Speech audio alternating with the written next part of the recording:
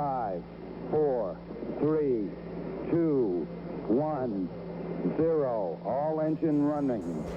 Liftoff. We have a liftoff.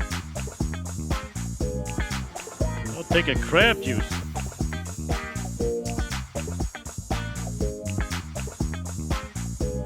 Stand there finding fault, or you can knit me some seatbelts.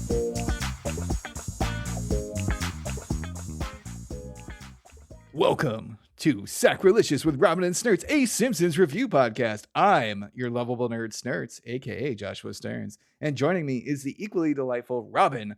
Don't have a cow, coward. Oh, hey Josh, how are ya? I am well, thank you. Our birthdays are coming up. Birthday bro Coming up. This is gonna be airing on our birthday week, so everybody should enjoy themselves extra much in our honor and send us money. That would be great if we just got weird happy birthday messages and we were able to parlay that into like our podcast numbers, you know? Like, hey, on this week in May, Sacrilicious with Robin and Snurts was up 300%. I got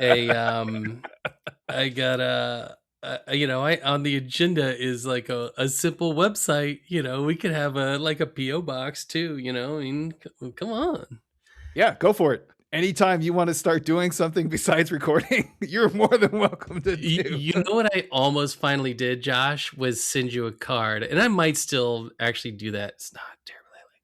But Josh, everybody should know, is a Christmas card sender. And it's like the loveliest thing to get a Christmas card. And so we'll see if I can get my shit together and actually send a card.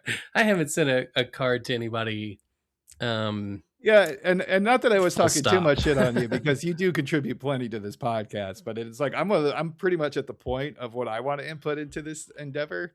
Mm-hmm. You know, we both put a lot into our pre-production and taking notes and everything like that. Sure. And I'm getting better and smarter about post-production, but it still takes, a few hours here and there. Sure.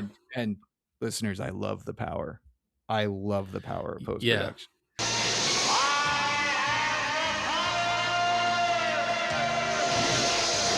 But anything else besides that and posting, like, I'm just like, Robin, if you want to do that, that's great. If you want to make ads, go for it. If you want to make a website, you go, bro.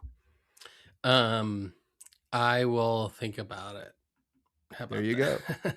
So I hopefully have done for the last 2 years, of course. I've been thinking about it. Hey, it'd be a really good idea. Or we just bring in Moxford as the unofficial third wheel.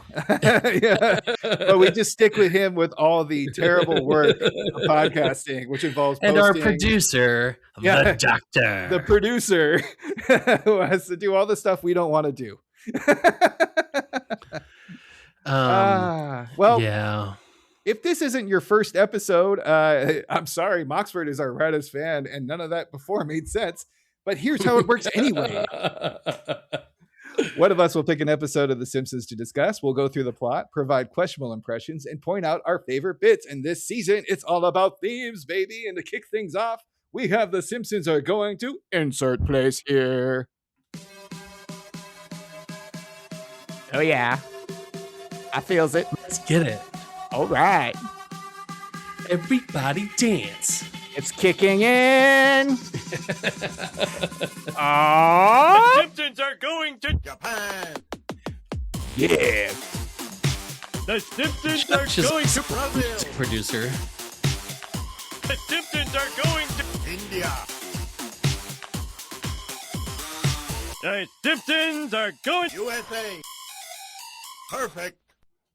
Hell yeah. Oh, thank you so much. I really appreciated re-listening to your comments about my dumb GarageBand track that I made, and it was very complimentary for what little it is. I enjoy it. I enjoy it too. I love dumb stuff like that. Guys, if AI gets any better, guess what I'm doing? This whole podcast is going to be AI. Right. Why? Because Josh likes clicking buttons and soundboards. You and I just sit on a call together, sipping beer and just giving little tiny prompts. Yeah. Like, oh, that was a great prompt, Josh. That was a great prompt. Oh, so good. All right. So next up on the itinerary is a trip to the Big Apple. Robin picked from season 9, episode 1, The City of New York versus Homo Simpson. Directed by Jim Reardon, written by Ian Maxtone Graham, with the first air date of 9/21/1997. I recognize those two names for the writer and director there, so good to see them back in the seat. And why, for the love of God, did you pick this episode for our travel theme? Because they travel, Josh. I mean, Oh, very good. We did it. Mission accomplished. What you want from me? Okay. No, I love this episode. This is a classic, and there are many reasons why, which we will kind of delve into throughout. But this is one of those, and of course, I was in New York in college. New York's always been one of my favorite places on earth. Until Bloomberg took it over and made it a big Starbucks town. But that's another story for another day. I have to say, the one time I was in Manhattan, I did see the classic Starbucks across from another Starbucks. I mean, you never used to need Starbucks in freaking Manhattan, you know? And it does make me think of coffee. Of a Lewis Black routine. And if you all are a fan of Lewis Black, I encourage you to look up his name with Starbucks at YouTube, and you'll get a nice bit. I actually had a feeling you would pick this episode because fans of the show will know Robin loves New York. He got his diploma there. He always does the music stuff. We were in Brooklyn not too long ago. I mean, it's not just a diploma, Josh. It is a Bachelor of Fine Arts in Drama from the Tisch School of the Arts and the Stella Adler Academy. And who the fuck cares? Anyway, it cost a lot of money and I didn't make. I red scented the fucking business. But hey, we're doing this now. And this is like using my college degree to perform for you all. That's funny because I'm using my college degree in research and outlining. It's kind of interesting. Like, you know what I mean? Like, it's weird how we both, because I was a history guy, you were an actor, right? Uh-huh. And so it's interesting how we have useless diplomas from different institutions are sort of useful for our endeavor that we found all these years later. See, you know what? I'll tell you this though. I mean, this is something is I went to school for something I loved and I worked my ass off and I came out of it trying to do that business, which is as hard as any freaking thing in the world. And when that turned out to be a very a business that is not good if you want stability and things like that. If you apply that same work ethic elsewhere, you know, that's what it gives you. You know, when you learn like that, it gives you a love of learning. You're like, you know, if you attack something, you can do it really well. So yeah, I mean, I advise. But and all joshing aside, I didn't mean to be so stern with you. We're ending this podcast right we go. Now. Record scratch done. I agree, 100%. People are always like, "Oh, history degree. What are you going to do with it? Like teach history?" And I tried that, and it failed. But that doesn't matter. I have skills now that have helped me throughout my career that I started when I was doing college, and be that reading comprehension or writing ability or whatever else I picked up. And the fun thing about college, like especially at the upper division level, is you actually get to study things you're interested in. Not like you know, I did like a full 3 months on like math. Like, it was fantastic. Yeah. All right. Well, I think we've bantered enough, if you will, for the intro. So let's get into our everyone's favorite copy paste segment, Behind the Wiki. God, I did it again, Josh. Wiki. And we're leaving it in. That's completely fine. I don't know why I keep forgetting that part. Also, we could do it differently. We could do our wickas before and after the Wilhelm scream. Yeah, but then I'll start doing it again at the beginning. Well, folks, you're going to have to tune in next episode to see what we do. All right. For Wikipedia Prime, not as robust as our last episode or two, but, you know, still some interesting tidbits. So actually, I say that, and this first one is so boring. Writer Ian Maxtone Graham, a former resident of New York, had conceived the idea of having the family travel to the city to locate their missing car and believed it be a classic Manhattan problem. Fish out of water, if you will. Bill Oakley, who had visited the World Trade Center when the construction of the towers was completed in 1973, suggested parking the car in the plaza of the building.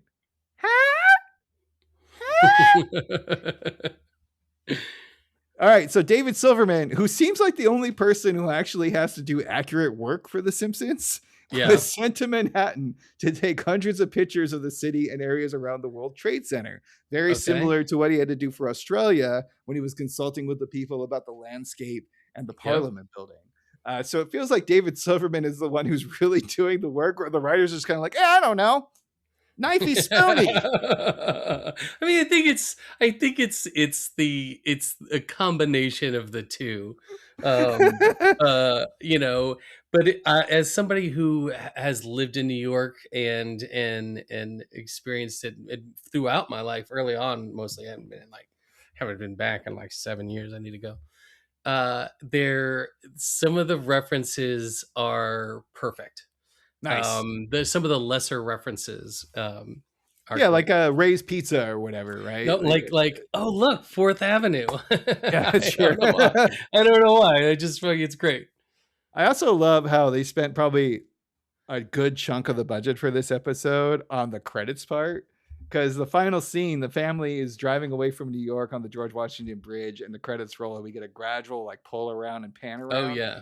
And Yeah. that was very expensive because in this Yeah. year of 1997, computer graphics were like very high-end type of thing. Like the Yeah. Simpsons are in their golden era, so they're able to like kind of pony up this kind of dough. Yep. And they really were like, hey, please don't just cut off the credits to Fox and the Acme's asked for a while, but if you're on a streaming service, all of that got cut away.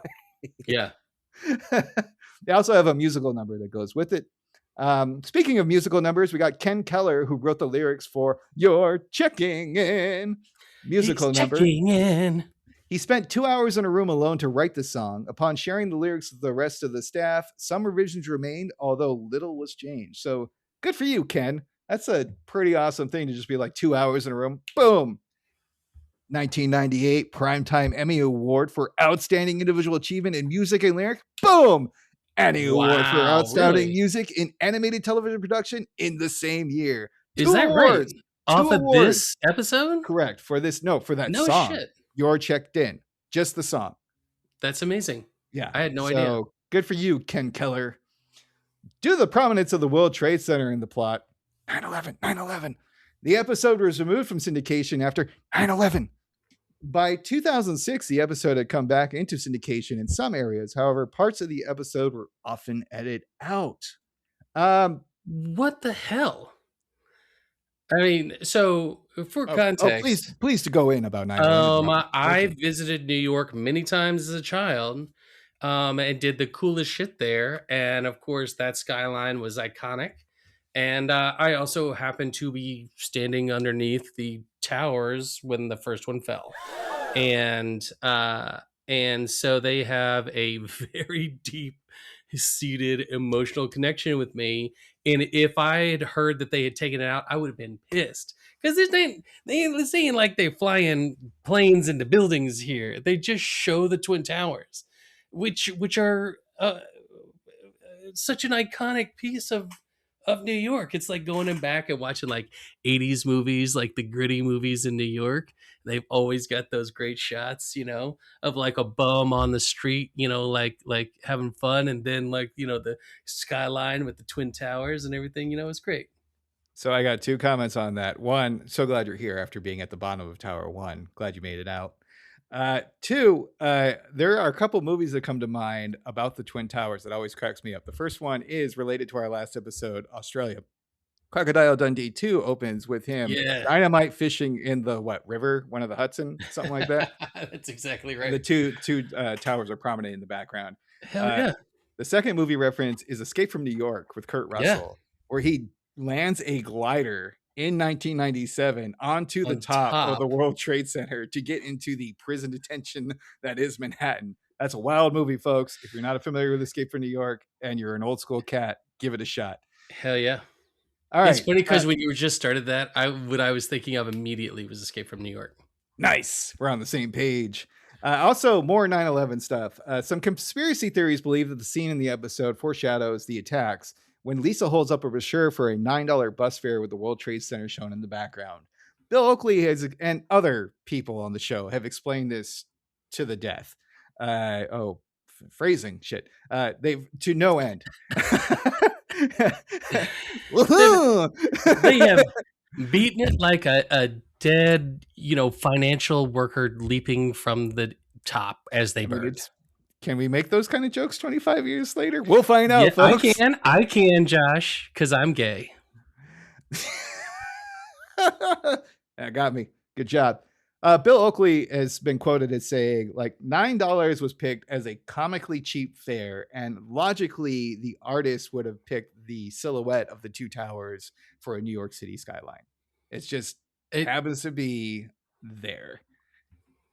What do you think? Do you think they predicted 9/11? This line is annoying me. No. I don't think it's possible to know the future. Josh. There you go. So it's just a happy coincidence, folks, and they are not Nostradamus. Or an unhappy coincidence. Yeah, there you go. I mean, why are you so happy about it, Osama bin Josh? Wow. Snurts Laden. That's much funnier. Snurts Laden is so much better than Osama bin Josh.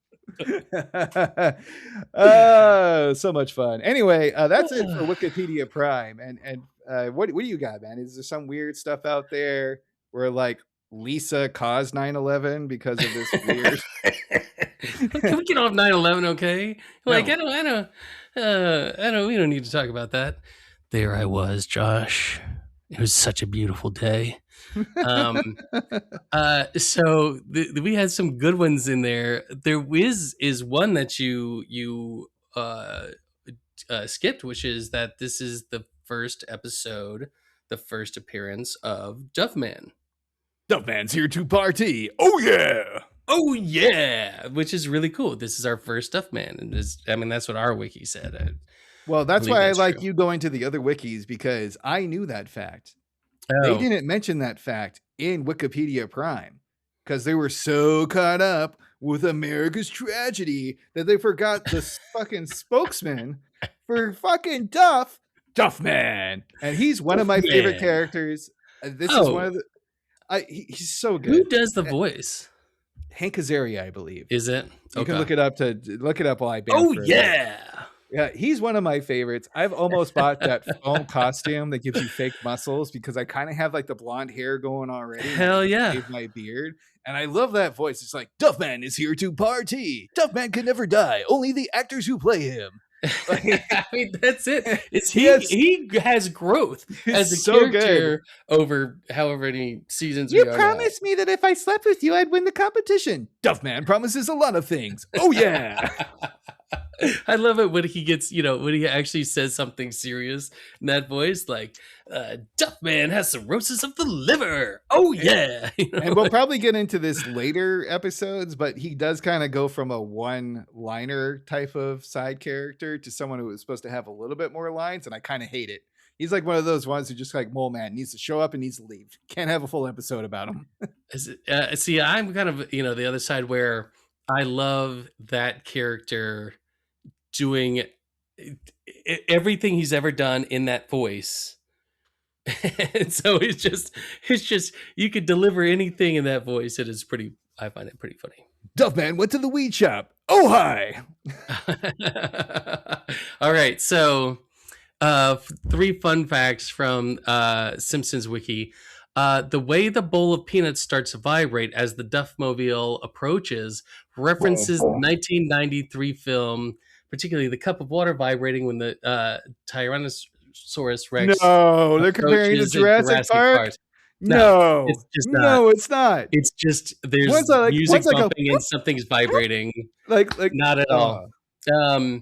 Another cool one actually, and I didn't actually look to see if this is actually correct, but the fireworks star that Bart goes into is similar to the one that Kevin McAllister goes to in Home Alone 2.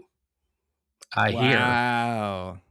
Wow. But my favorite, Josh, is that it says the musical sequence played during the Flushing Meadows segment is a stylistic parody of.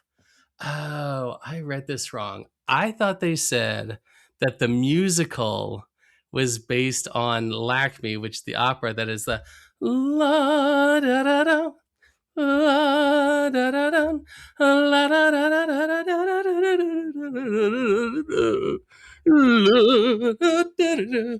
I thought they were saying that was where he's chickening. No, that was just Oh, me and no. my reading comprehension Yeah, okay. Gotcha. right there. Yeah. I go. Cool. I Yeah, was wondering where yeah. you're going with that too, because I was Nope, like, that wasn't it.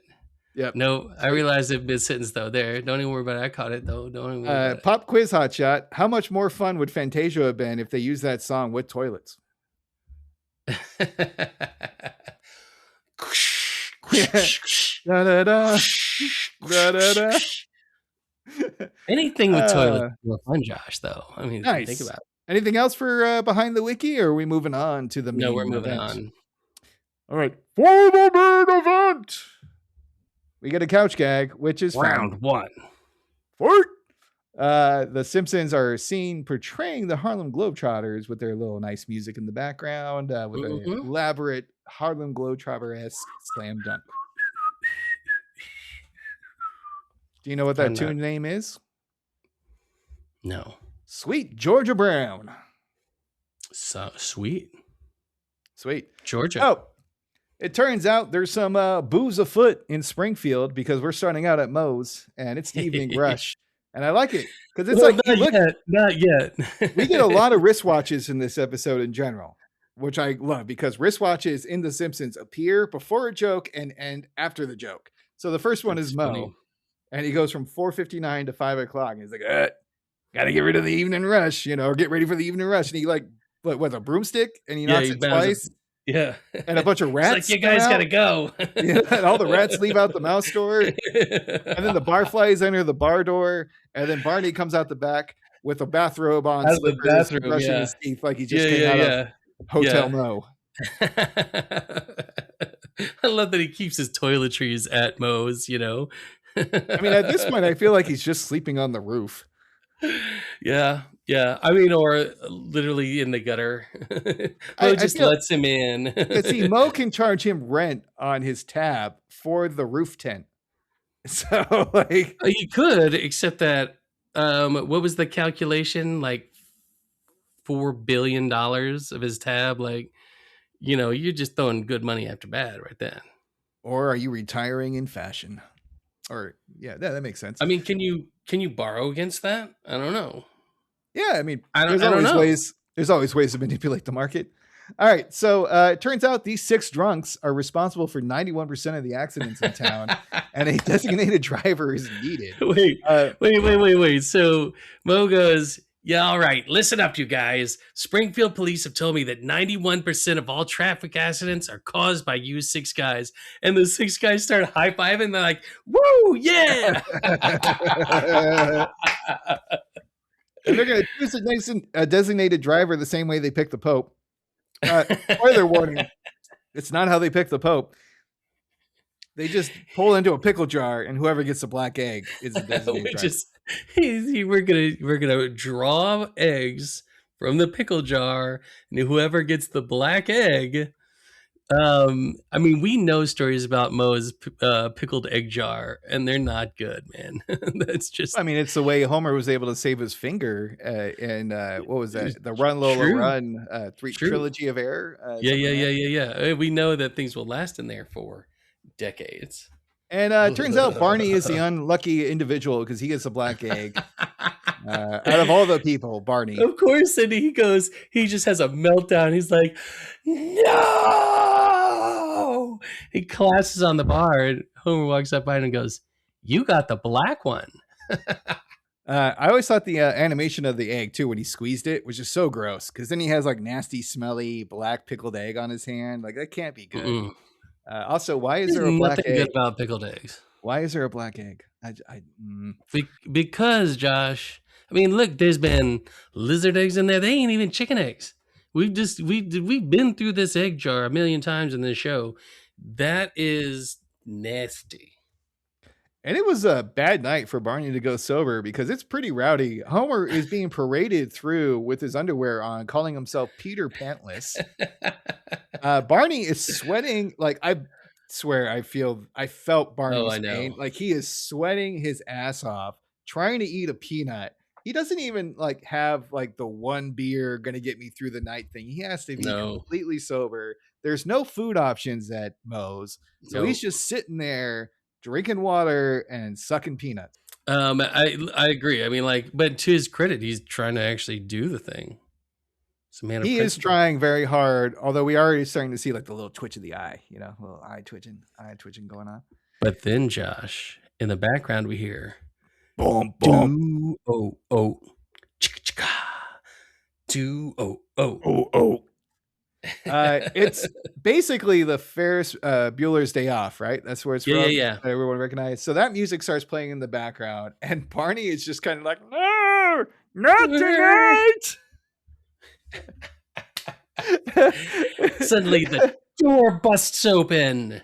And we get like Miller girls basically, but they're Duff girls. You know, we've seen this if you were partying in Marina Del Rey. Mm-hmm. Very specific California reference. Like, I apologize to other people, but party bus back in the day. Yeah, they used to do that. Yeah. When there are attractive women that show up to sell the shitty beer, that's what's going on right here at Moe's. And Duffman comes in, and he's just basically, Duffman wants to party down with a man who sent in 10,000 Duff labels to bring me here today. I've got a bottomless mug of new Duff Extra Cold for Barney Gumble.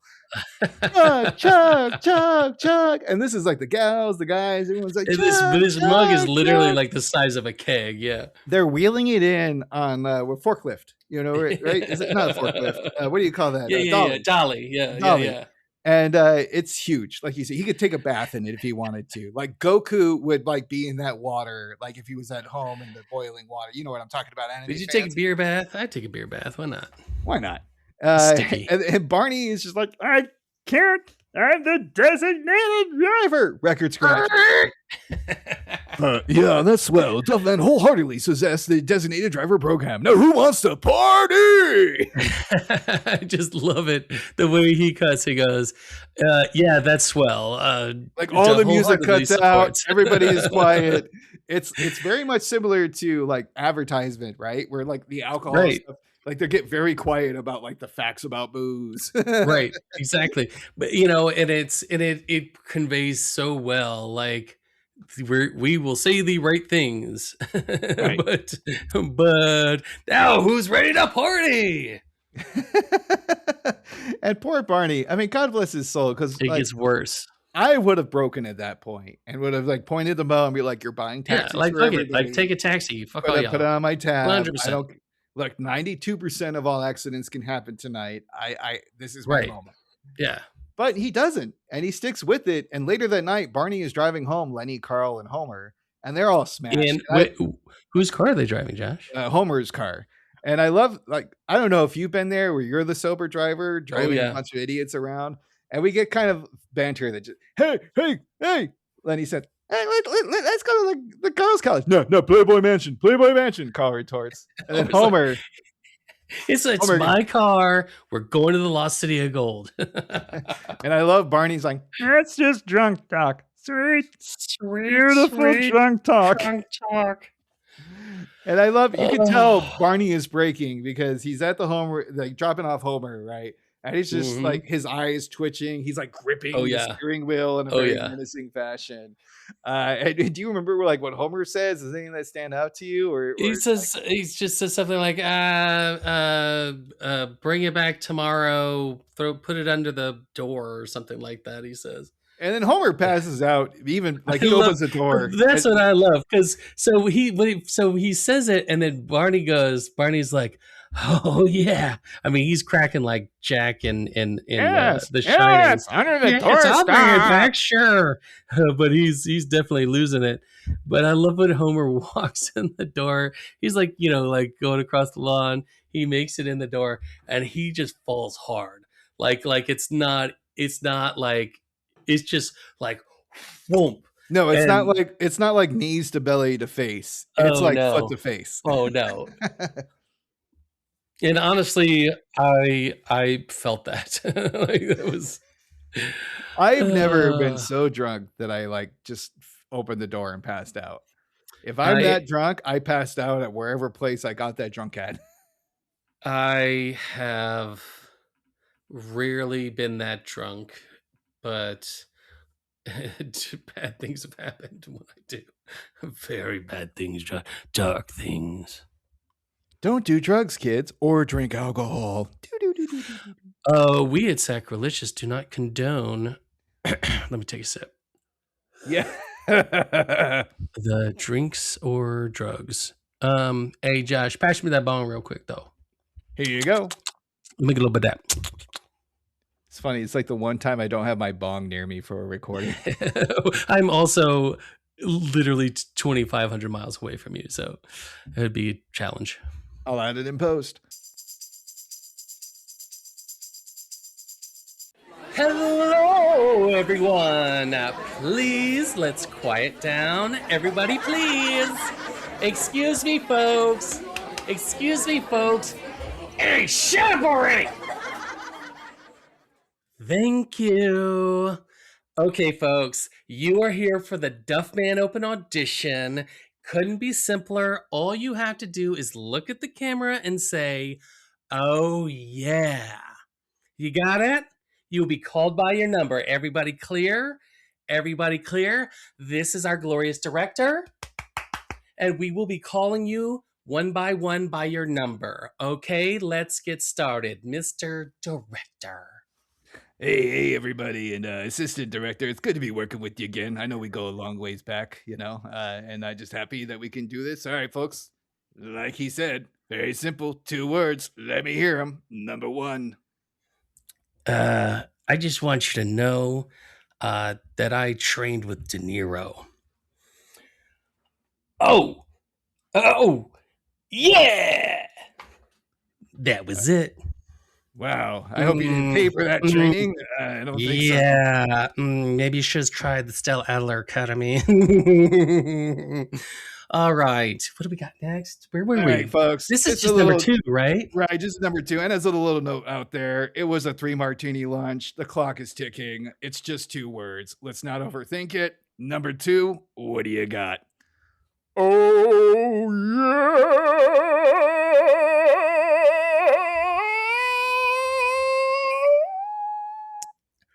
yeah. I mean, that could break glass. I don't even know what to say about that.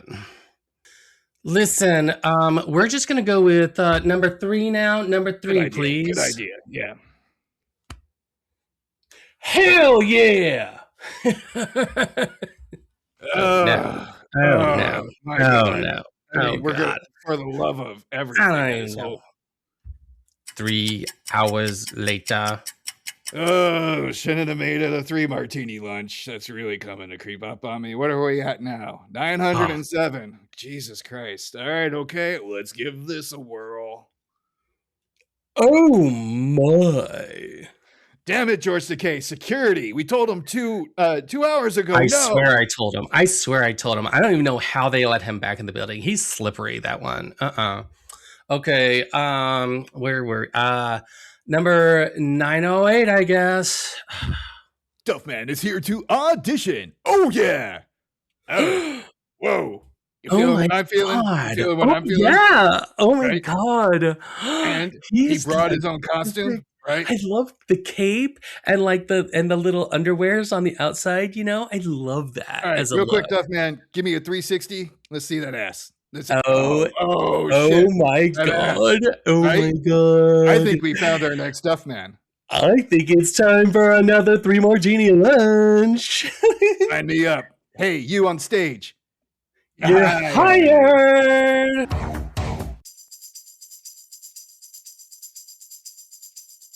All right, so 2 months go by, and we basically fade to black, fade back in for the fake commercial break, and Homer is posting flyers about a missing car. Mo tells him just to give up, and all of a sudden, like a limo pulls up. It's 2 months later, by the way. Did you say that? 2 months later. Yeah. Couple months go by. What do you think of this limo? You got like I love it because the limo pulls up and the guy in a very British voice says, "We are here, Mr. Gumble." He walks around back and he cracks the trunk, and he's just like Bart's just like piled inside. He's like, "Hey, thanks." and we get our first clip here with Barney explaining what he's been doing. Huh? Thanks for the lift. Barney, where's my car? All I remember about the last 2 months is giving a guest lecture at Villanova. Or maybe it was a street corner.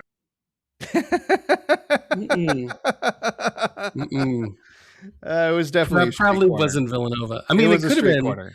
Well, all right. To be fair, Barney, when he does certain things like astronaut camp, of course he was sober on that one, but he has been known to succeed at very high level when he chooses to. And what was the institute that he gave? But Villanova's not a great college anyway. Maybe it was the corner of Vil and Nuna. You know what I mean? Right. Yeah. I also love how Homer's idea is not to get his car back at all. It's just to make a new one in his garage, and he kind of scolds Marge about like the safety problems, let alone engineering, and that sets up our next clip. Homer, I don't want you driving around in a car you built yourself. Marge, you can stand there finding fault, or you can knit me some seatbelts. Sorry. They're very supportive. So like to give it's like what are the tires? They're like Goodyear tires. It's basic ass tires. It's just but it's like for a wheelbarrow tire. It's like little tires. Then you just got like I don't know, broom handles between them. Like folks at home, what Robin is trying to explain is he has a car that's the basis is a mattress that he put lights, wheels, and then asked Marge to start knitting seatbelts. God knows where the seats are coming. This is a half-baked plan. He did a better job with Bart helping with the derby car that goes down the hill. Right. I mean, like, then Marge is like, I don't want you driving that. Like, he ain't going nowhere, Marge. Like, No, he's going one way, downhill. And that's it. Lisa mentions that there's a letter from New York, and it turns out the car is illegally parked in Manhattan. I just like how Lisa read the letter. Dear motorist, your vehicle is illegally parked in the borough of Manhattan. My vehicle? Homer, like, all of a sudden is so interested in the mail. If you do not remedy this malparkages within 72 hours, your car will be thrown into the East River at your expense. But so I love the layers of the joke here. Like this is New York, just like callous, like you break the rules, you're out. Like there's a lot of people in New York, in Manhattan. Like if you leave your car somewhere, your car is going to be in Jersey, and you're going to have to take a train to go find it. But whatever they just decide to throw in the word remedy this malparkage. Yeah, it's pretty good. Just made up a word. I kind of want to print out malparkage bumper stickers and distribute those generously in Los Angeles. That's all I have to say about that. Absolutely. Just make up fake tickets with if you do so not for some random reason, Homer hates New York. Homer is not Robin. Homer goes, New York is a hellhole, and you know how I feel about hellholes. And they call him out on it. It's like, hey, what are you, Russian? You can't judge a place you've never been. And he's like, it's about time. I told you about a chapter of my life that I thought would be closed forever. I was on my way to the Harrisburg coat factory to buy an irregular coat, but it required a stopover. What ensues is a very lovely City. Old-timey animated bit with old-timey music. Is it the entertainer?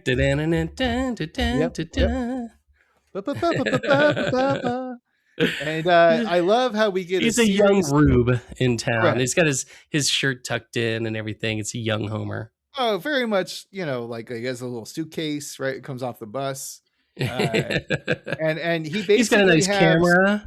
Correct, and he has a series of interactions. And for the first bit, every time he has an interaction with a New Yorker, something of his They gets stolen. steal some. So he asks the guy to take a picture of him. The guy runs off with his camera. Then he's talking to the cop, and he's like describing what happened. And then the cop looks down at his suitcase and just grabs it and run off. That's my favorite part of the whole thing. And then he's reading a marquee that says crime up by 8 million%. Right? While he's reading it, somebody steals his wallet. And the pigeon.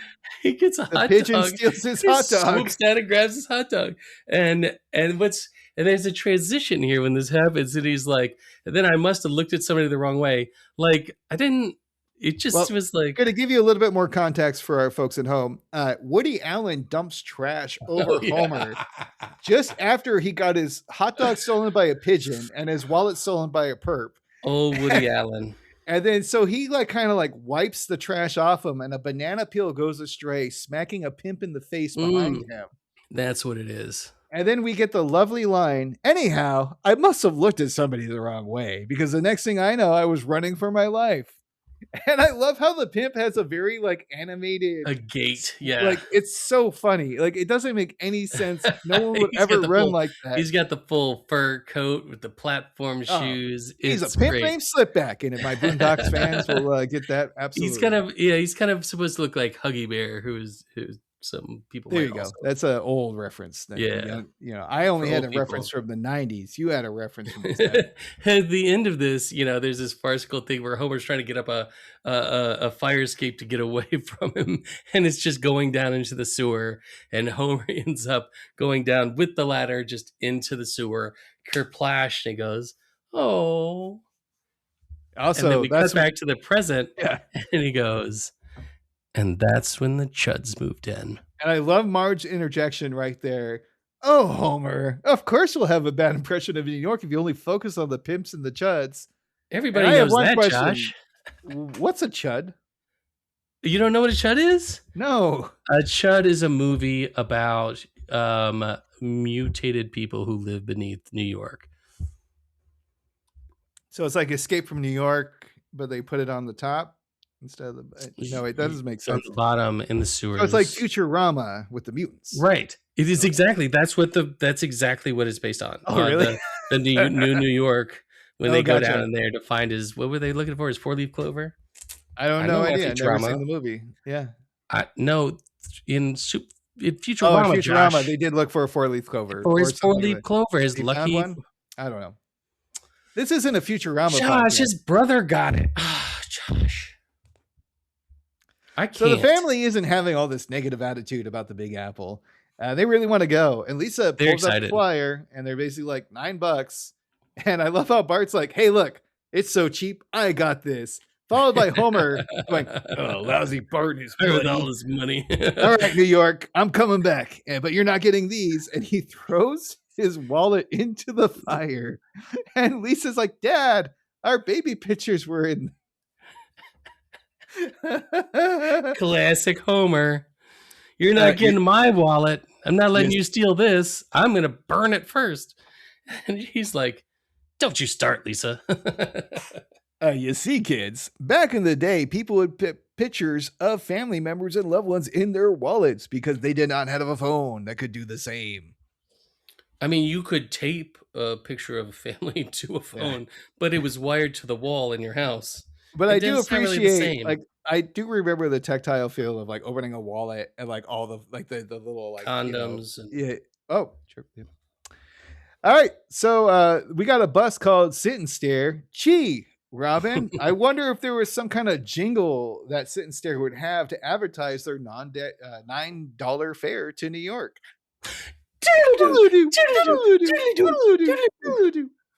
I'm glad we settled on 4. Nailed it. Sometimes some rides go slipping through the cracks, but these lines on time are picking up the slack. There's no trip too big, no route too small. When you need help, just call. Sit and Stare. Bus Adventures. Sit and Stare. Hourly departures. Our team will never fail. Drivers are fresh off bail. That's Sit and Stare. Bus Adventures. Sit and stare. Our lead departures. departures.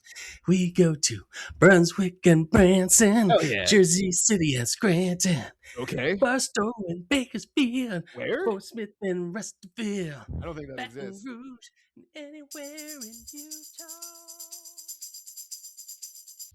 The family arrives in New York. The kids are complaining about the long commute and the lack of bathrooms. Homer thinks his legs gave out, and they end up being the very tall man sitting behind him that was from 22 Short Stories About Springfield. So it's the same one. Was who, it the like, same picked on guy? Nelson. It's the same guy. Okay. Yeah. I mean, it's kind of a throwaway joke. It's not all that funny, but the visual, he's just pounding on these legs. I can't feel my legs. When listening with my headphones on, you could really hear the breakage of bones a lot. Yeah. Like it sounds pretty serious. The images are better. But I love how Lisa says, well, the first part's like, that took too long. How come we had to transfer in Atlanta twice? Which is just painful. And then it's Lisa's like, I think we should pay the extra $1.50 for the bathrooms. Yeah. So if we assume, as a lot of us have, that this Springfield is in California, then they went across country, switching buses in Atlanta twice without a bathroom to get all the way to New York. I think it's funnier to imagine Springfield that's being Gatorade anywhere in the United States, and they still had to go to Atlanta twice. Like, it could literally be like, that's the airport, Josh. It That's could be actually Springfield, the joke, Florida, and they have to go to Atlanta twice. Yeah. Oh, that's the joke. Is Atlanta is a hub? We're still a hub because, I mean, we have the greatest airport in the world. So, I mean, and Ted Turner agrees. All right, you so want a funny story real quick? Sure. Our airport is the Hartsfield Airport, and then they added Hartsfield Jackson after Maynard Jackson, a famous figure in Georgia, an Atlanta mayor who's here for a long time, helped get the Olympics to Atlanta. But like, it kept changing and getting longer. And so if you go on Google, like, there's like the Hartsfield Latoya Jackson airport and Wig Emporium. Like, there's a bunch of people who have re-tagged it as these businesses that don't exist. Yeah. But the best is, and everybody knows this reference now, is the Hartsfield Latoya Jackson airport and Wig Emporium. Fantastic. Or it might be the Wing Emporium. Probably makes more sense. We are known for our chicken wings. It just kind of cracks me up too, because I think the Bob Hope Airport is Burbank, but nobody calls it the Bob Hope Airport. They just call it Burbank. I think I've never flown out of there, honestly. When I was that's there, okay. Doesn't matter. 17 years. But I love how with Lisa goes, New York, we're here, and Marge goes, wow, I feel like such a nobody. Yeah, very stereotypical, like, farm to city type of tale. We also have them pointing out various landmarks throughout their ride. Basically, I like the one thing is there's a lot of signs that go pretty quick in this one. The first one up is "Welcome to Manhattan, home to world-weary posers." I thought that was pretty good. I love Marge's calling out the sites as she goes by, and she goes, it's wall-to-wall landmarks, the Williamsburg Bridge, 4th Avenue, Governor's Island. Well, there's also a very specific joke that she brings back. She says, George, what was it? Governor's Island? Sorry. The Governor's Island. He looks so small from here. Right, that's it. Is that? But she'll say the same thing coming up. She'll say the same thing coming up, which is yeah. Well, it's the callback, Josh. You didn't have to do the whole joke now because it's a callback. You could have kind of done it like because I kind of want to skip over it later. Marge and the kids get basically played. So the whole setup for this episode is Marge and the kids get to play tourist while Homer deals with the car problem.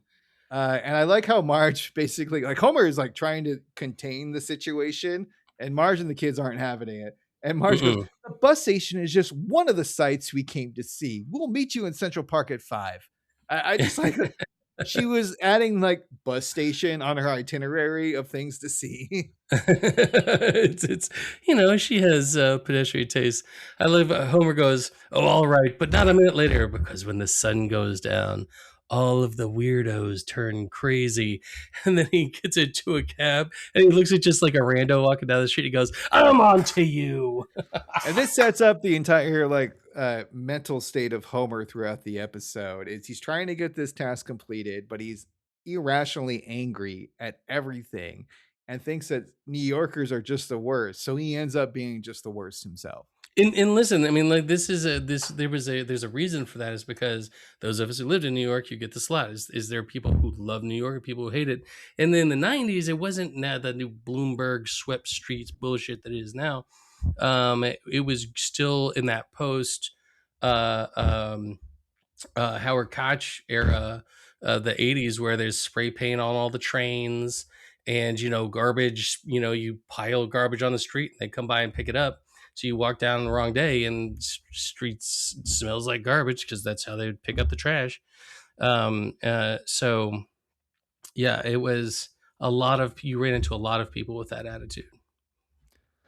And we get Homer arriving at the Twin Towers with the car booted and a ton of parking tickets. Now, I know my heart goes aflutter when I see one little scrap of paper from any of our lovely parking enforcement people in Los Angeles, who are the best people ever and should never give my license plate another ticket in advance because they are such wonderful people. How much did your heart flutter? Listeners, his license plate is Snerts 69420. Are you done giving away my secrets?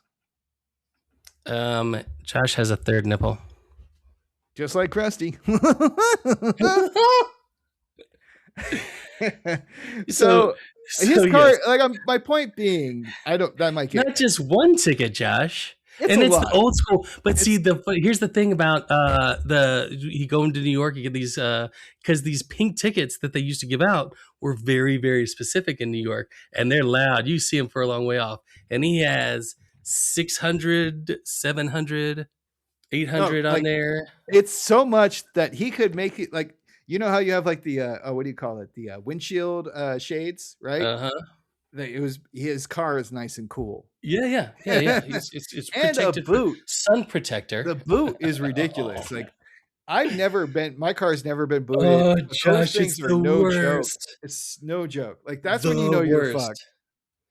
I mean I had a very bad experience in the last couple of years with that, and it was petty bullshit in a parking lot over a $3 freaking thing, and they booted my car and charged me $275. When you see that, you in real trouble. Yeah, absolutely. And then this whole rest of the episode keeps bouncing between Marge and Homer. Well, so before we leave, Homer walks up and he screams, and then he's at the tickets, and then he screams at the boot, and then he looks at a sign that says no screaming, $50 fine. And he goes, ah. And whoever enforces that kind of stuff, it's so ridiculous. All right, so the first stop on the tour is Marge and the kids with the Statue of Liberty, and this is where we get the callback already, where Marge basically says, oh, Governor's Island looks so small from here, and she's at the top of the Statue of Liberty. Callback to Governor's Island. Wow, Governor's Island looks so insignificant from up here. Hey, immigrants! Beat it! Country's full! Okay, folks, you heard the lady. Back into the hold. We'll try Canada. So I love the general immigrant banter between. There's so much going on here. Oh no! And this is Bart being a miscreant number 1 for our counter out there. Of course, it's going to be the first one, and I love how they could just hear him so clearly from the Statue of Liberty all on a boat in the harbor. And the sailor obviously thought that it was the Statue of Liberty telling them. Well, maybe he saw Ghostbusters one too many times. Exactly. Your love just gets me higher. Not YouTube. We go. Stop it. We go. So I mean, New York is Ellis Island. It's where everybody came to town throughout history, just because we're all immigrants here. Also, most of them would probably So, be better off in Canada by this point. oh my God! I mean, like, I'm better off in Canada. I'm trying to get the fuck out of here, man. I don't need this fucking. I don't. All need right, this so we're gonna shit, go back to Josh. Homer, who's trying to remove the boot. And another thing. Oh, we hadn't done that in a while. First, he uses his hands and then his mouth. Like, He who would just ever? literally tries to bite the boot off, the metal boot off. It looks so painful. Yeah.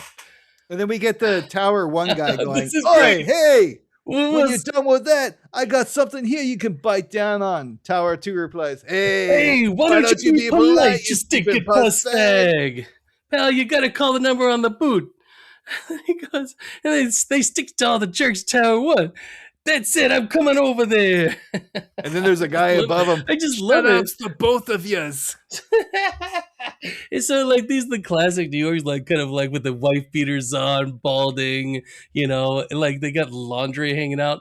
Is the Twin Towers. The Twin Towers were the financial center of the world at this point. Right. So the idea that they got, like, bums living in the towers, I mean, not literal bums, but you know what I'm saying?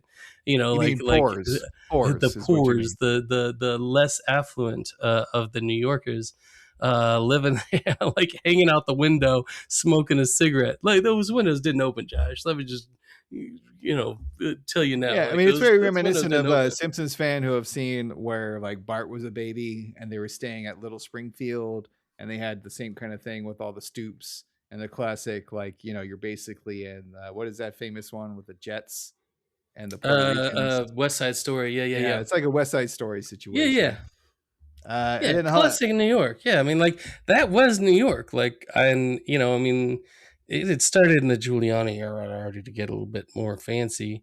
But I mean, if you went to all Brooklyn, right, so for the Brooklyn kids now, out there, if you've been playing the Spider-Man video games, this is away from Avengers Tower, like way Right. away from Avengers Tower. This is like Hell's Kitchen. Okay. Right, exactly. But Like it's in the Brooklyn, like financial Brooklyn. district, which makes it funny. And now Yeah. we've explained this joke to death. So Homer calls the number, and we get another classic bit where it's like the operator sound with the masculine voice. And I really love it because it's a very feminine female voice, right? And we have, "Thank you for calling Park Violations Bureau. To plead not guilty, press 1 now. Boop. Thank you for your plea. It has been Rejected. You will be assessed the full fine plus a small. Large lateness fee. Please wait by your vehicle between 9 a.m. and 5 p.m. for your parking officer, Steve." Grabowski.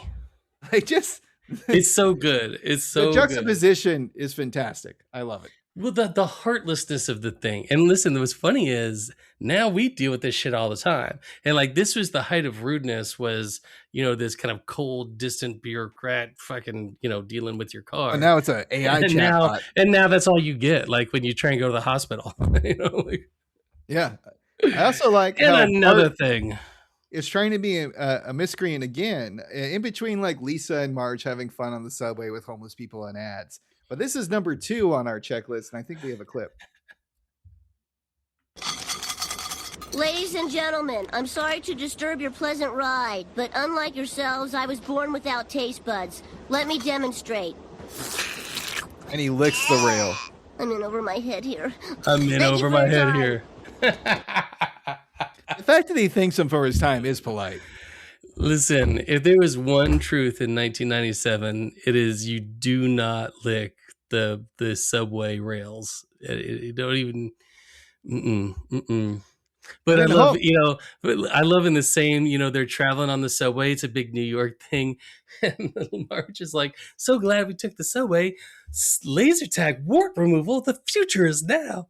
And Lisa's like hemming it up with a fucking philosopher bum on there. It's great.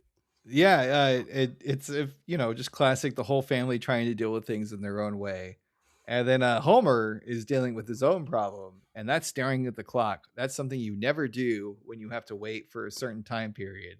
And I love how he's just there and he's sitting down, and people start throwing him change. And at first he starts to object, and then eventually he calls someone cheap.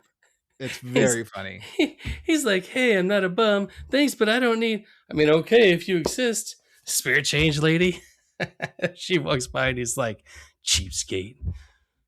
I also get my favorite bit coming up because Homer is hungry, but he can't leave his car. So if you could play number 5, good sir. Well, first we got to set it up. So he's hungry, so he's looking at Ray's Pizza, and he's like sitting on his car, and he like hooks his boot underneath, and he tries to reach Ray's Pizza from his car. And so when the gentleman walks up, So hungry. Can't leave car. Fresh club kalash. Get your club kalash. Hey, could you go across the street and get me a slice of pizza? No pizza, only a club kalash. Oh, shoo. All right. Give me one bowl. No bowl, stick. Oh, jeez. That's just awful. And he proceeds to eat them all, of course. finishes the entire thing, licking his fingers, and now he's thirsty, so we get I tried to look up and see if Club Kalash was a real thing. It's not. Yeah, that doesn't surprise me. Now, what do you have to wash that awful taste out of my mouth? Mountain Dew or crab juice. Ugh! Oh, jeez. I'll take a crab juice. And that is perhaps the defining line of this episode.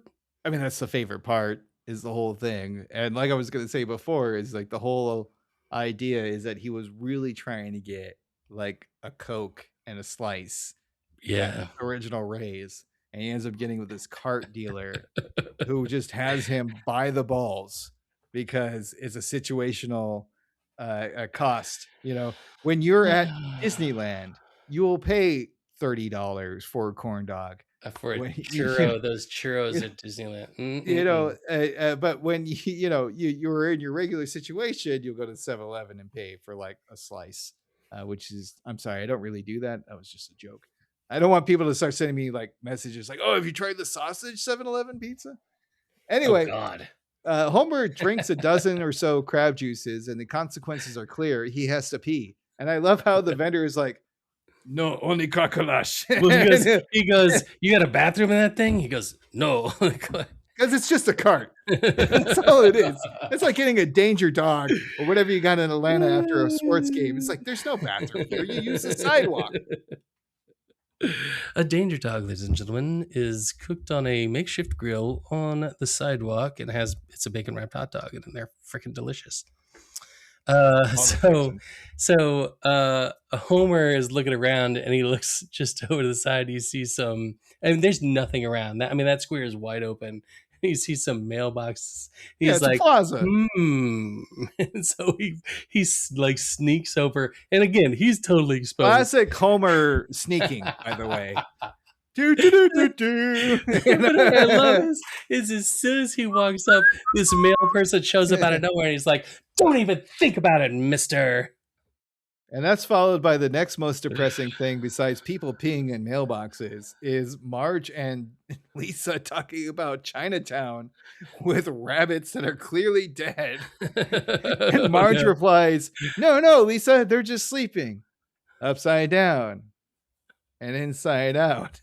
So that gives you a clear picture of what we got to see there in the Chinatown window. Yeah, exactly. Like and that's probably like the other, like, it's weird that they got like sensitive about 9/11, but not Chinese fire drills. Yeah, because basically that's what we have.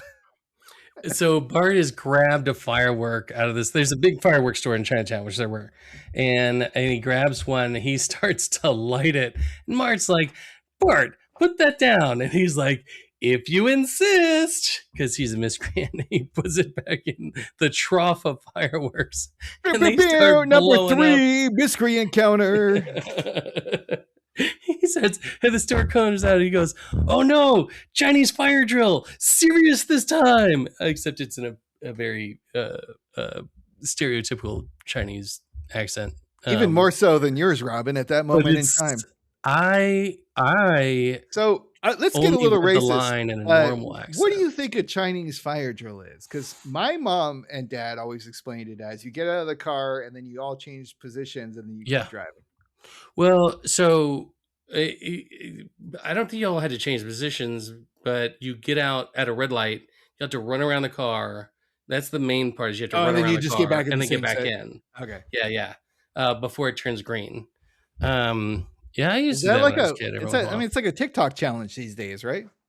I mean, I don't think kids even. They don't even get out. They don't even drive these days. I don't even know what's wrong with these kids. You look Moving around right at these kids. along. Homer is still suffering while waiting for the boot guy, and he sees a sign for Flushing Meadows, and that's when we get our fun scene with all the Fantasia. He's like dancing through meadows, and like the toilets are shooting fountains. It's great. Also, those toilets are clean, and that just makes me happy. So he decides he's gonna go try the damn tower, the observation of the tower, which is on the very top, of course. And so he's just like, I'm gonna do this, like I'm going. And he busts into the first tower. He's like just shoving through everybody.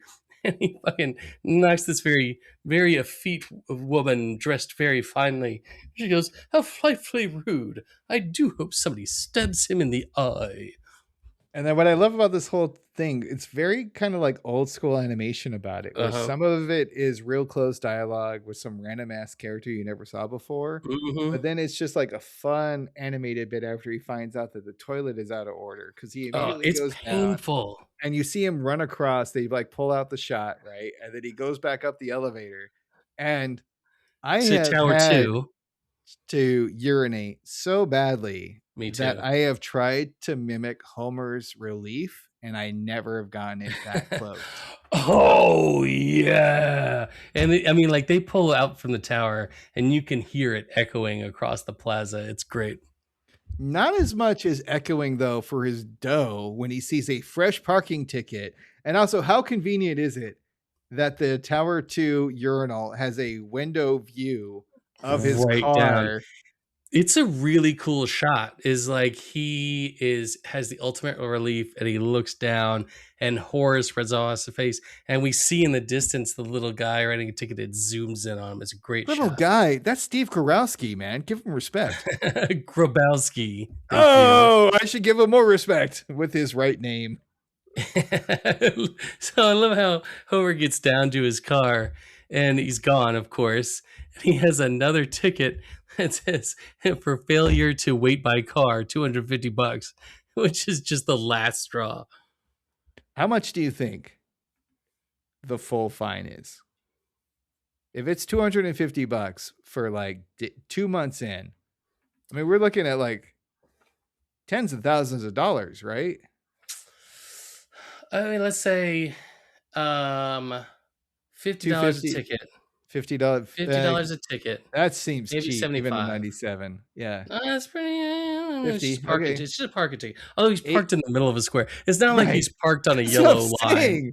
Why didn't they just tell him, Josh? He could have gone to Jersey. It should have He been. probably would have liked it River better. A lot of those ago. people that didn't like Manhattan liked Jersey a lot better, and we judged them such.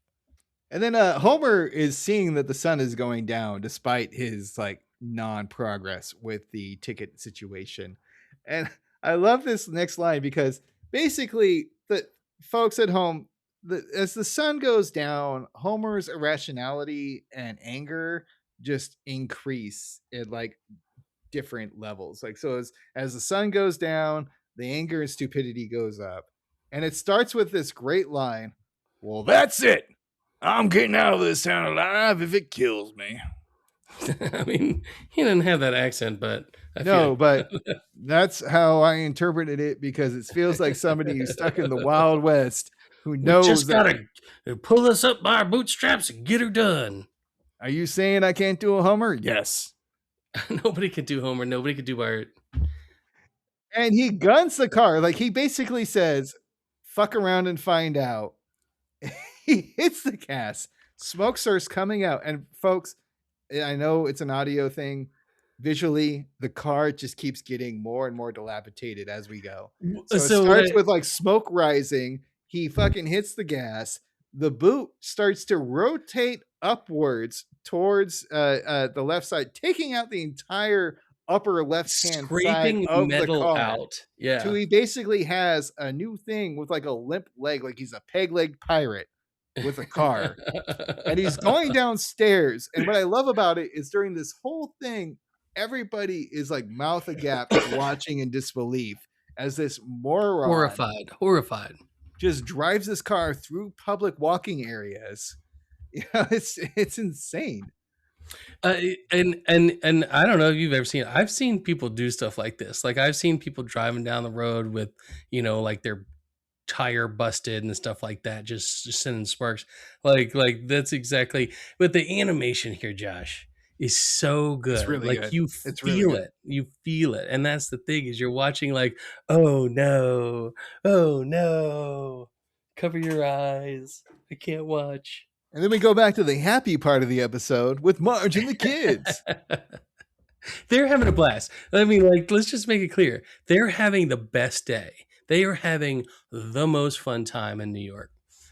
And Marge and Lisa and Maggie are having fun over shoes. And Bart's like, get the fuck out of here. You got to be Finds shopping out in here. Mad Magazine is around the It's corner. across I the love this little change. First off, the clerk, fantastic. No notes. Excuse me. She's an old lady. Excuse me. Is this Mad Magazine? No, it's Mademoiselle. We're buying our sign on the installment plan. I love And it. I was just love like, it. fantastic. And she basically lays it down. Hey, this is a place of business. There's nothing crazy going on. And in classic Simpsons fashion, everything crazy is going on. Right. like they play it down and then the back room. Did you ever read Mad Magazine, Josh? Oh, all the time. Oh yeah. So it's got like the Spy versus Spy guy. And it's got like some wacky things going in the back, and what's his name? Hubert B. Newton or whatever it is. Hey, did somebody say something wacky? It's got like a huge head and like you need like another kind of wacky, right? Like you're talking about like me kind of wacky, right? Like Alfred P. Newman, that was his name. Because get me Kaputnik and Funny Bone. I want to see the drawings of New Kids on the Block. I also love how he orders a pastrami sandwich. His Verschluggen pastrami sandwich. Where's my Verschluggen pastrami sandwich? Bart's like, I'm never washing these eyes again. And then we get back to crazy ass Homer, who's holding up traffic in New York. Oh God! And he turns on the radio, and the radio's like, everything is beautiful, and he's just like kicking the radio. Like, he is so just mad. It's insane. I mean, it's yeah. great. So we get sign gags. So it goes back to the people who are having fun, and this is so fast. It's much like the wiretapping that we had in a previous episode. We have Neil Simon's More About Brooklyn, Tommy Tune, and Gotta Mince. David Copperfield. Gotta mince. So it's when gay people, Oh, flutter got you. Mincing. So, Mincing Tommy Josh. Tune and Gotta Mince. and then David Copperfield's Astonishing Girlfriend, Ernest Goes to Broadway, Hoofin' and Mouthin', Midtown Urine Disposal, which is the joke, and then Kickin' It, a musical journey through the Betty Ford Clinic. The family is enjoying a nice musical while Homer goes mad. Marge is fulfilling her dream of being a Broadway audience member. As a little girl, I always dreamed of being in a Broadway audience. Oh my God. That just is so sad. Like that goes into the journal, right? With the uncle that she had to share the journal with. Absolutely. Right? He's like, weird Marge he's background. like, I want more heroin. She's like, listen, she's overcome, Josh. And the family is enjoying a nice musical, like I was saying. And it's I'm Checking In, and we have a clip here to give you a little taste of what that's about. I'm checking in. He's checking in. No more Pills or alcohol. No more pot or Demerol. No more stinking fun at all. I'm checking in. He's checking in. He's checking in. No more looking pale and thin. No more bugs beneath your skin. Hey, that's just my aspirin. He's checking out. Check it out. You're checking in. That's and I love how Bart has a yeah. I hope we did. I hope we did your Oscar or award-winning song, "Due Diligence" on Sacrilicious for Robin. Oh, it's brilliant. And But what I love about Bart is is, he goes, come on, I'm going to say it. I want to say it. I want to say it. I want to say it. When I grow up, I want to be in the Betty Ford Center. Well, you better start saving now. It's very expensive. I love how annoyed. You're strapping down Lisa Minnelli. I love how annoyed through this whole scene is the character behind Marge. I didn't see. She is constantly moving her head to the left and the right of Marge's hairdo and has a very angry face while everyone else is smiling during the musical numbers. It is one of the things about this episode that is so fantastic is the background animation and the random characters just being reacting to the stupid people from Springfield who have infected their town. Also, speaking of stupid, Homer isn't out of dumb ideas. He randomly pulls over and addresses the city folk, and I love this interaction so much that I had to make it our last clip of the episode. Just a minute. Everything's under control. Yes, I'd be upset too. And that line right there. Be upset too. Oh God, it's great. I've been in those moments where I'm the jerk in the situation, blocking the intersection, and I feel like the face that I give portrays that line. Yes, I'm the jerk. Absolutely. It's me. I understand. I'd be upset too. But nobody is ever upset as a Manhattan driver when somebody's being a fucking idiot. Like there is a focused like vehemence there in that situation that is. Well, when you have like 13 million people, you want everyone playing to the same beat, right? Yeah. I also love how Homer easily convinces the guy wielding the jackhammer that his boss is a dick.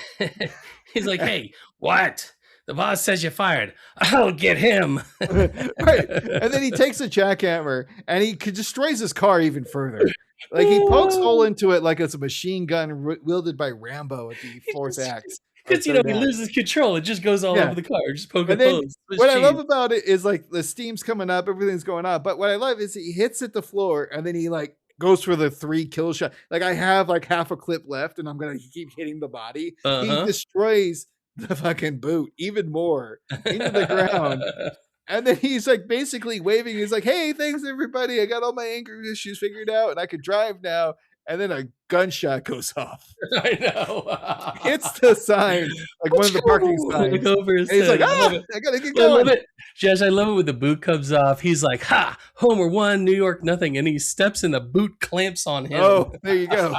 Which damages his car even further because he's kicking his own car. He kicks it to the grill to get it off, just destroys the grill. Oh God! And then he just keeps driving like a fucking madman. Marge and the kids have it right. They're in like a horse-drawn carriage. Is this the perfect end to a perfect New York day? You know, any kind of stereotypical New York movie will have this kind of scene. Homer is driving through the park, honking horns, interrupting picnickers. He goes through a basketball court and he spurs the carriage into a one-on-one death race a la Ben-Hur.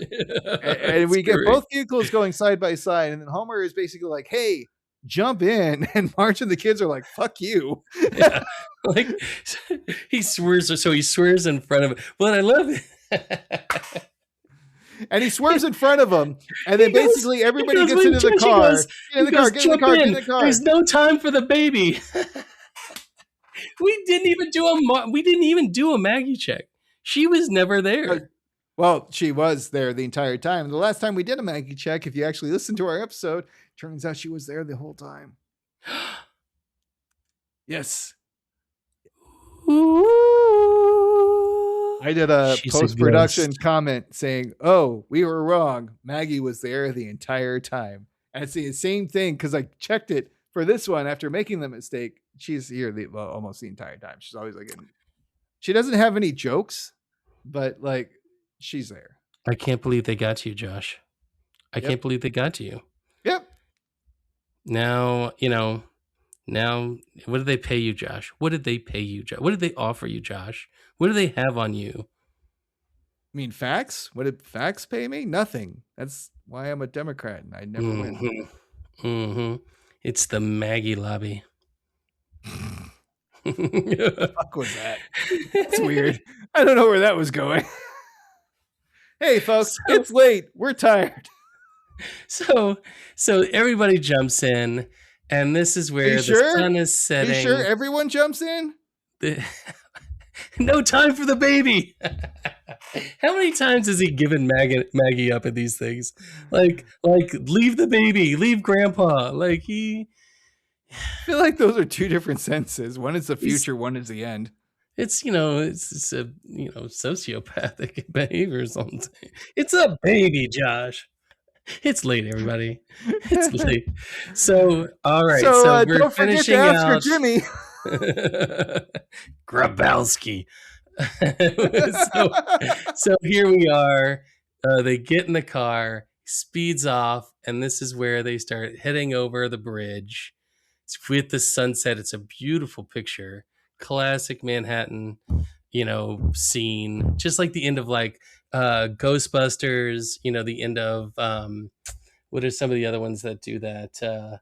High School Musical. Arthur, I think Arthur, the old Arthur, does that. High School Musical had a very similar ending to the one we did with the Spricklin.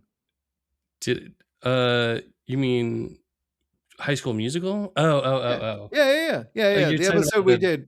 Lisa's High School Musical. Yes. I thought you were talking about the actual movie High School Musical. Did you know I haven't seen that goddamn movie? But that's why we had to stop here, Josh, because you're like, wait, we're gonna have to watch a movie? Like I probably should have seen it. What's his name?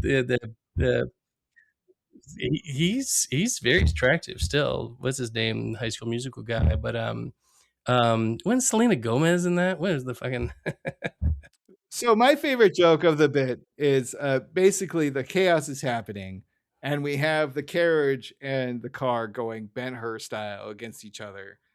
Marge rejects the idea of throwing the kids in, through a moving two vehicles.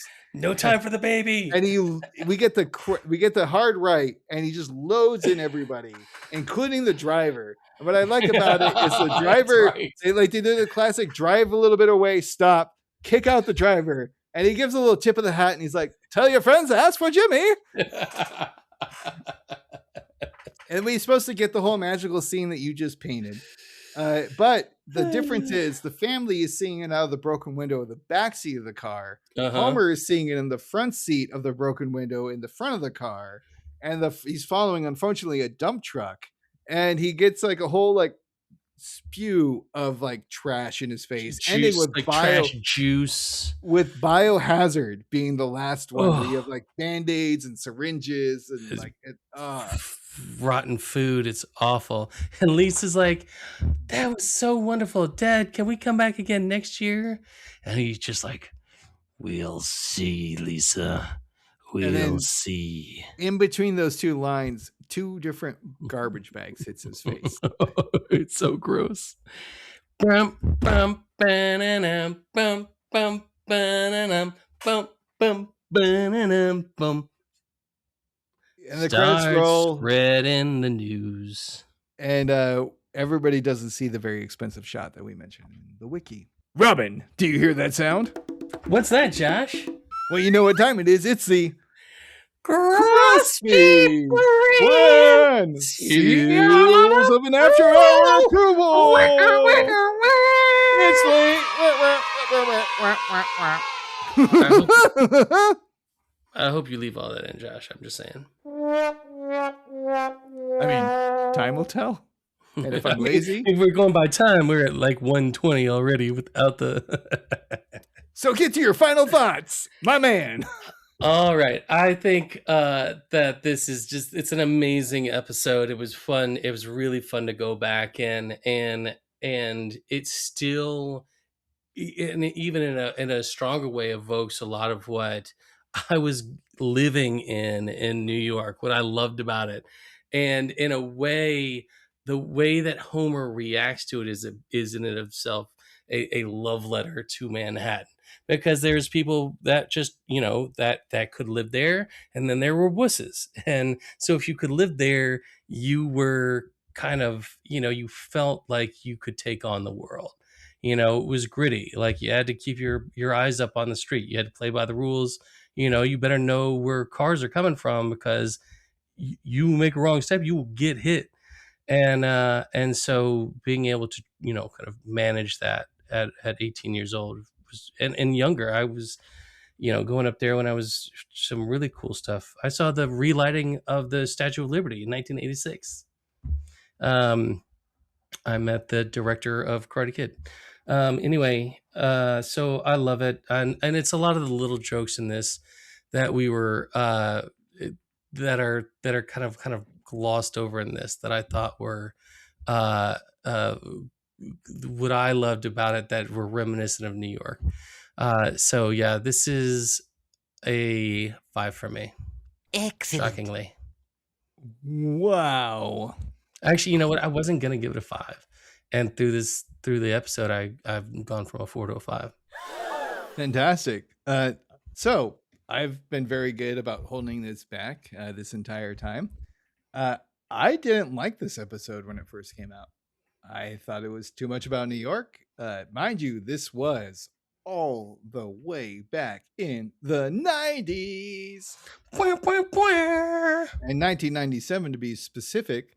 I just didn't care about any of the New York references because I'm an LA kid and I was in high school at the time. So why would I care about New York? And then Homer's reactions to the city to me is a little bit infuriating because it's just so angry for something that really wasn't earned. And so I was like, why do you just randomly hate this? And then we get dumb jerk ass Homer the entire time. And then we get Marge and the kids playing tourist, which was kind of boring because let's be honest here. Like jerk ass Homer in New York is way more entertaining than like everybody loves New York, Marge and the kids. However, over time, it started to kind of grow on me. Maybe it had something to do with the Mountain Dew or crab juice bit going like viral or meme worthy in general. The checking in song is hilarious, and I remember liking that at the time. We also get Homer's like fun flashback with the old timey animation and like music that makes me happy. And this time around, I enjoyed the various reactions of background characters, be it the lady Marge was in front of for the play, which is, let's face it, if you spent that much money on a Broadway play and Marge was the person in front of you, that's basically getting a column seat. It's the worst. The worst. And I really liked Homer when he was trying to talk to people about the like whole situation, be like, hey, I'd be angry too. And what preceded that for the background reactions where I was getting at was like the folks behind him be like, oh my God, this person is driving this booted car from the travel plaza onto a main road trying to get the hell out of Dodge. Like, what the hell are we doing here? And of course, the introduction of Duffman. So, this could have been back in the day when I first saw this episode. I can't explain why I didn't like this episode, Robin. I really can't. I just remember this feeling of being like, these losers have lost it already. It's episode 1 of season 9. Who gives a shit about Homer versus New York? And I think back then I would have given it a 1 out of 5. But now through hindsight and maybe 9/11 predictions, I'm giving it a 3 out of 5. Oh, yeah. There you go. But it's funny. I understand exactly what you're talking about. When I started watching this again, I was at about a 3. Yeah. It's just there's something about it. Like, I don't like Homer in this episode, except for his interactions with the car calash and the Mountain Dew. Like, everything else just feels like we need some idiot to drive. We need some idiot to drive the plot, and we don't have anything really fun to do about it. We're just gonna have him be insane. And also, maybe because we're both college graduates and part of the elite, that we're just used to dealing with bureaucracy, and it would have taken a full like experience like it would have just to like deal with a car. Maybe that has to do with it as well. I don't really know. Well, and that's a wrap for Sacrilicious with Robin and Snurris. We hope you enjoyed this episode. Please do all the cliche things, the liking, the following, the commenting, or just tell a friend. We are currently on Spotify, YouTube, and Apple Podcasts. My shout-outs for this episode is a video game recommendation. We got Hades 2. It's basically like Hades 1 with new stuff. You'll love it. Sweet, beautiful drunk talk. If you've listened this far into this episode, you've experienced some of it tonight, and it's much better than bitter, ugly drunk talk. And thanks to all our listeners. We appreciate you taking the time and tolerating our nonsense. Special shout out to Moxford, the raddest fan of them all. The Doctor. If you want to hear more from your old pal Snurts, then check out the PlayStation Experience in PSVG on your podcast platform of choice. We've talked about annoying business insights for the video game industry that is like kind of stupid, and we just wish there was cool games to talk about. But hey, we're still there. I can also be found on most of the things at Lord_Snurts. Robin, outro plugs. I want to talk about a couple of bands that I saw just recently. In Atlanta, we have a brewery called Sweetwater Brewery, and their first big selling beer was Sweetwater 420. And they throw now every year, they throw a great festival. And their headliner was Three Corporation, which on the second day, me and my two other people didn't quite make. But we saw some awesome stuff. And if you ever see these groups come through town, I would definitely recommend the Heavy, Chromeo, but especially Seam of Funk and Little Stranger. If you get a chance to see Little Stranger, they're out of California. Little Stranger was one of the best shows I've seen in a long time. And we also got to see Humphreys McGee, which a lot of people already know, but I'd never seen him before. They did 2 sets, Josh, and they rocked the house down.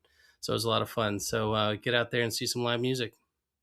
Fantastic. Live music. I was just talking about it with our buddy Brenton. It's always the constant in the music verse. You know, you're going to get much more appreciation, I think, out of going out to hear somebody play than just hitting play on your device of choice.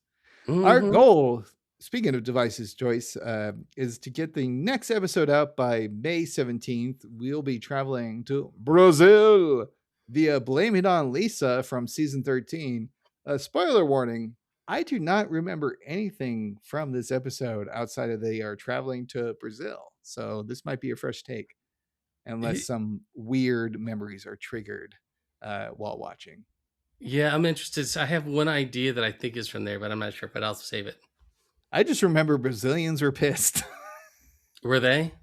Oh, we'll find out. Robin, hit me with that sweet, sweet quote. What do you have to drink in there? Crab juice and Mountain Dew. Oh, God. Give me the crab juice. And a bitty. That's all, folks. You stuttered there, Josh.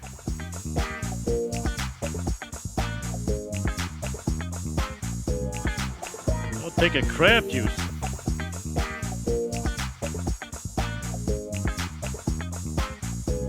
Stand there finding fault, or you can knit me some seatbelts. Tranquility Base here. The Eagle has landed.